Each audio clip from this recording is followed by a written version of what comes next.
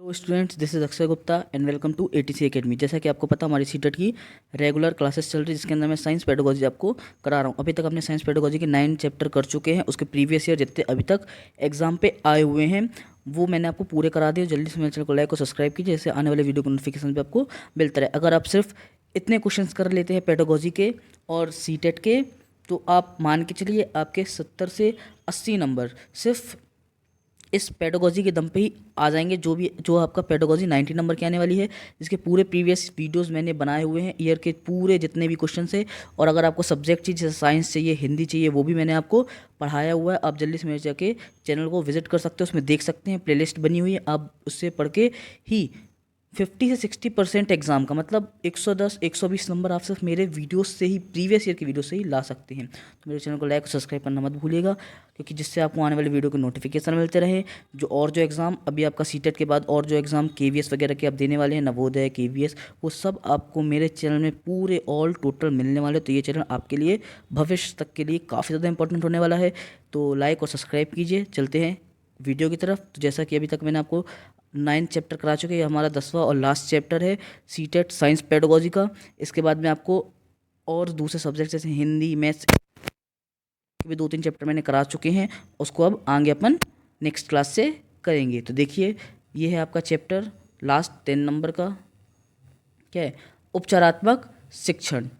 ठीक, इससे अगर आप देखें, विगत वर्ष 2011 से 2021 तक के प्रश्न पत्रों का विश्लेषण करने के पश्चात ज्ञात होता है कि इससे 1-2 प्रश्न अनिवार्य रूप से पूछे जाते हैं। इस अध्याय में कम प्रश्न पूछे गए हों, किंतु पाठ्यक्रम की दृष्टि से यह अध्याय बहुत ज़्यादा महत्वपूर्ण है। आगामी परीक्षा से इस अध्याय से प्रश्न पूछे जा सकते हैं। जैसा कि आप देख सकते हैं, इससे 1-2 प्रश्न पूछा ही जाता है आने वाले सत्र में। और जो आपका नेक्स्ट अभी एग्ज़ाम होने वाला है अगस्त में, उसमें इससे काफ़ी ज़्यादा क्वेश्चन, 1-2 क्वेश्चन आराम से पूछे जाएंगे। तो छोटा सा चैप्टर है, जल्दी खत्म होगा, वीडियो को लास्ट तक देखिएगा। देखिए क्या क्या है। तो पहला क्वेश्चन आपके सामने है, विज्ञान शिक्षण के संदर्भ में निम्नलिखित में से किसे उपचारात्मक शिक्षण की आवश्यकता होती है। अब बताना किसे उपचारात्मक शिक्षण की आवश्यकता होती है। छात्र जो सरलता से विज्ञान के सिद्धांत को समझ लेता है, छात्र जो किसी कारण से विज्ञान के प्रयोग को करने में अक्षम होता है, और छात्र जो विज्ञान विषय में खूब रुचि लेता है, छात्र जो विज्ञान के प्रयोग को भली भांति करने में सक्षम है। तो अब बोल रहे विज्ञान शिक्षण में किसे उपचारात्मक शिक्षण की आवश्यकता होती है। देखिए, समझ लेता है, सेकंड थर्ड बोल रहा है, खूब रुचि लेता है और सक्षम होता है। ये तीनों तो पॉजिटिव बातें हैं। तो पॉजिटिव बातें तो एक से हो जाएंगी। अलग बात क्या है, छात्र को जो कारण से विज्ञान प्रयोग को करने में अक्षम होता है, इसलिए उसे किसकी ज़रूरत होती है, उपचारात्मक शिक्षण की आवश्यकता होती है। मतलब सेकेंड वाला इसका सही आंसर है। जो छात्र समझ नहीं पाता है, उसे समझने के लिए किसकी, उपचारात्मक शिक्षण की आवश्यकता होती है। तो सेकेंड वाला इसका सही आंसर होगा। देखते हैं दूसरा क्वेश्चन। दूसरे क्वेश्चन में आते हैं अपने, क्या बोल रहे हैं, ये कहते हैं विज्ञान शिक्षण के संदर्भ में निम्नलिखित में से उपचारात्मक शिक्षण की आवश्यकता नहीं होती। अब किसे नहीं है, उस छात्र को जो शिक्षण के लैंगिक पूर्वाग्रहों के कारण विज्ञान की कक्षा में रुचि नहीं लेता है, उस छात्र को जो विज्ञान की पाठ्यपुस्तक को पढ़ने के लिए अधिक रुचि नहीं लेती, किंतु इस विषय के सिद्धांत में उसे अच्छी तरह याद है एवं इसके प्रयोग को भली भांति करने में पूरी तरह सक्षम है, उस छात्र को जो ग्रामीण पृष्ठभूमि का होने के कारण सामान्य विज्ञान के सिद्धांतों को नहीं समझ पाता है, उस छात्र को जो अन्य विषयों में अधिक रुचि लेता है, इसलिए विज्ञान में कमजोर है। तो अब बताना है विज्ञान शिक्षण के संदर्भ में निम्नलिखित में से उपचारात्मक शिक्षण की आवश्यकता किसको नहीं होती। तो इसका सही आंसर है, इसका सही आंसर सेकेंड वाला है। क्या, उस छात्र को जो विज्ञान की पाठ्यपुस्तक को पढ़ने में अधिक रुचि नहीं लेता है, किंतु इस विषय के सिद्धांत उसे अच्छी तरह याद है एवं इसके प्रयोग को भली भांति करने में पूरी तरह सक्षम होता है। ये इसका बिल्कुल एकदम सही आंसर है। देखते नेक्स्ट थर्ड नंबर का क्वेश्चन। ये कहते हैं विज्ञान शिक्षण के निदानात्मक परीक्षण का उद्देश्य बताना है। निदानात्मक परीक्षण का उद्देश्य क्या होता है, कमजोरी का पता लगाना, कमजोरियों को दूर करना, उपचारात्मक सुझाव देना या उपरोक्त सभी। तो अगर हम विज्ञान शिक्षा में निदानात्मक परीक्षण की बात करें, तो इसमें चारों बातें सही हैं, तीनों बातें सही हैं। क्या क्या, कमजोरी का पता लगाना, कमजोरी को दूर करना और उपचारात्मक सुझाव को देना। मतलब आंसर कौन सा सही होगा, इसका आंसर होगा उपरोक्त सभी वाला। वीडियो अच्छा लग रहा है तो लाइक, चैनल को सब्सक्राइब प्लीज़ कर दीजिएगा, जिससे बाकी लोगों को भी हेल्प हो सके और आपके आने वाले एग्ज़ाम्स पे भी हेल्पफुल हो सके। देखिए, चौथे नंबर का, छात्रों को उपचारात्मक शिक्षण प्रदान करने की सबसे सुगम विधि क्या है। छात्रों को अधिगम संबंधी दोष एवं कमजोरियों का निदान करना, छात्रों को व्यक्तिगत भिन्नताओं के आधार पर उन्हें विभिन्न समूहों में विभाजित करके उसे लिए शिक्षण की व्यवस्था करना, प्रत्येक छात्र के अधिगम संबंधी दोषों का व्यक्तिगत रूप से अध्ययन कर उन्हें दूर करना, उपरोक्त सभी। तो क्या छात्रों में उपचारात्मक शिक्षण प्रदान करने की सबसे सुगम विधि क्या है, ये पूछ रहे हैं। तो देखिए, छात्रों को व्यक्तिगत भिन्नता के आधार पर उन्हें समूह में विभाजित करना, समूह में विभाजित करना नहीं, बिल्कुल गलत। हम किसी के साथ पक्षपात नहीं कर सकते हैं। प्रत्येक छात्र के अधिगम के संबंधी दोषों का व्यक्तिगत रूप से भाई किसको किसको करेंगे, एक एक करके हम कहाँ तक पढ़ाएंगे, ये भी पॉसिबल नहीं है। उपरोक्त सभी तो होगा नहीं। इसका सही आंसर क्या है? इसका सही आंसर है छात्रों के अधिगम संबंधी दोषों एवं कमजोरियों का निदान करना, छात्रों के, जिसमें सब छात्र आते हैं। ठीक है, ओके स्टूडेंट्स, देखते हैं नेक्स्ट क्वेश्चन। नेक्स्ट आया, विज्ञान शिक्षण में शिक्षक उपचार का प्रमुख उद्देश्य क्या है? बच्चों में अच्छी आदतों का विकास करना, शैक्षणिक घटनाओं का दोषों का निवारण करना, बालकों की अशुद्धियों का निराकरण करना, या उपरोक्त में से कोई नहीं। तो अगर हम इसका सही आंसर देखें तो इसका सही आंसर आपका क्या? शैक्षणिक कठिनाइयों एवं दोषों का निवारण करना, जो कि विज्ञान शिक्षण में शैक्षिक उपचार का मुख्य उद्देश्य होता है। देखते हैं 6 नंबर का क्वेश्चन।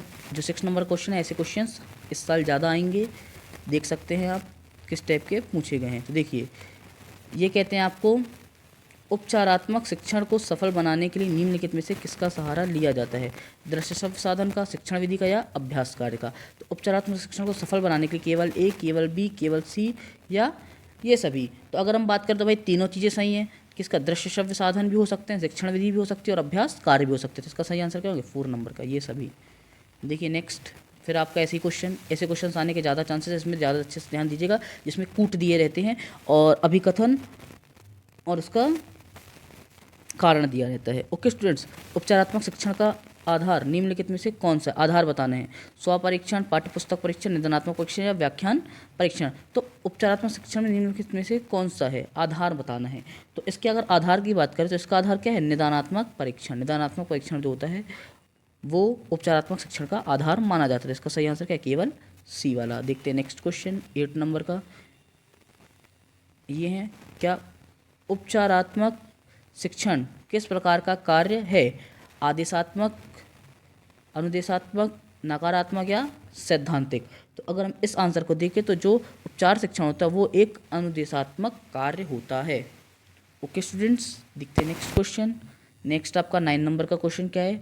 उपचारात्मक शिक्षण का उद्देश्य बताना है। क्या होता है उसके उद्देश्य?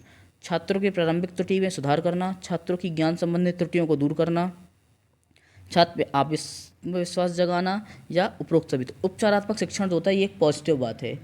ठीक है स्टूडेंट्स, पॉजिटिव बात है मतलब हमेशा बच्चों के हित के बारे में बात करेगा। तो क्या है? छात्रों की प्रारंभिक त्रुटि में सुधार करना, बिल्कुल सही बात है। छात्रों को ज्ञान संबंधी त्रुटियों से दूर करना, बिल्कुल सही बात है।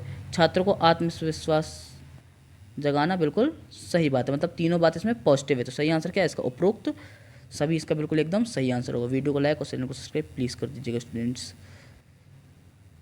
ओके, जैसे 10th नंबर का आपका, विज्ञान शिक्षण के समय निम्न में से कौन सा उपचारात्मक शिक्षण हेतु उपयुक्त नहीं है? मोनिका कक्षा में पढ़ाई के समय बार बार बातें करती है। कक्षा में मोनू सबसे दब्बू किस्म का विद्यार्थी है। दब्बू इन द सेंस बहुत थोड़ा सा गधा जिसको कहते हैं, है ना, जिसको बार बार समझाने पर भी चीज़ें समझ में नहीं आती है। सोहन पढ़ाई में बहुत तेज है। स्नेहा कक्षा में सबसे अधिक अनुपस्थित रहता है। तो विज्ञान शिक्षण के समय निम्न में से कौन सा उपचारात्मक शिक्षण हेतु उपयुक्त नहीं है? तो इसका सही आंसर क्या है? इसका सही आंसर सोहन पढ़ाई में बहुत तेज है। ओके, बाकी तीनों चीज़ें तो उपचारात्मक शिक्षण के लिए उपयुक्त हैं। देखिए, अब देखते हैं समस्या समाधान अधिकतर उन विद्यालयों में सफल है जहां केवल उच्च स्तर शैक्षिक उपलब्धता पर बल दिया जाता है, कक्षाओं में विद्यार्थी का सहसमूहीकरण उपलब्ध होता है, परिवर्तनशील लचीली पाठ्यचर्या है, शिक्षक केंद्र शिक्षा प्रभावी है। तो अगर हम इसका सही आंसर देखें, इसका सही आंसर है परिवर्तनशील लचीला। जहाँ पर पाठ्यक्रम होता है वहाँ पर समस्या समाधान अधिक उन विद्यालयों में सफल माना जाता है। नेक्स्ट क्वेश्चन 12 नंबर का, ये आते हैं शिक्षण विज्ञान शिक्षण की प्रमुख एक समस्या क्या नहीं है? प्रयोगात्मक कार्य, पाठ्यक्रम संबंधी समस्या, विज्ञान विषय के प्रति विद्यार्थी का दृष्टिकोण, या विद्यालय संसाधनों में कमी? तो इसका सही आंसर प्रयोगात्मक कार्य है। विज्ञान शिक्षण की प्रमुख समस्या क्या? प्रयोगात्मक कार्य नहीं है। ठीक है, ये तो उसकी पॉजिटिव बात होती है। देखिए 13 नंबर का फिर ऐसे ही क्वेश्चन आया। निम्न में कथनों का अध्ययन करना है और बताना है क्या सही है। पहला बोलता है कक्षा शिक्षण एक औपचारिक उपचारात्मक शिक्षण व्यवस्था है। समूहगत शिक्षण व्यवस्था में कमजोरियों, कठिनाइयों तथा समस्याओं का छोटे छोटे समूह में वर्गीकरण। शिक्षक द्वारा विद्यार्थी को उपचारात्मक शिक्षण में प्रोजेक्ट कार्यों नहीं देना चाहिए। केवल ए, केवल बी, ए बी, या बी और शी। तो अगर इसकी सही बात करें, इसका सही आंसर है आपका ए और बी वाला। क्या? कक्षा शिक्षण में एक उपचारात्मक शिक्षण व्यवस्था है, और सेकेंड वाला क्या? समूहगत शिक्षण व्यवस्था में कमजोरी, कठिनाई तथा समस्याओं का छोटे से समूह में वर्गीकरण। नेक्स्ट अब आ रहे हैं आपके जो अभी तक प्रीवियस ईयर में क्वेश्चन आपको पूछे गए थे। पहला क्वेश्चन सीटेट जनवरी 2019 में आया था ऑफलाइन एग्जाम के ही इस चैप्टर से। क्या पूछते हैं देखिए। देखिए मैंने आपको बोला था ना कूट वाले शब्द आते हैं, देखिए वही आ गया क्वेश्चन। क्या है? विज्ञान में निम्नलिखित में से किसके द्वारा सीखने में कमी का पता लगाया जाता है? अवधारणा मानचित्र, वर्णन अभिलेख, पोर्टफोलियो, सत्र अंत उपलब्धि परीक्षण।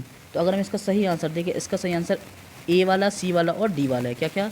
अवधारणा मानचित्र, पोर्टफोलियो और सत्र अंत उपलब्धि परीक्षण, मतलब 4th नंबर का इसका आंसर बिल्कुल सही होगा।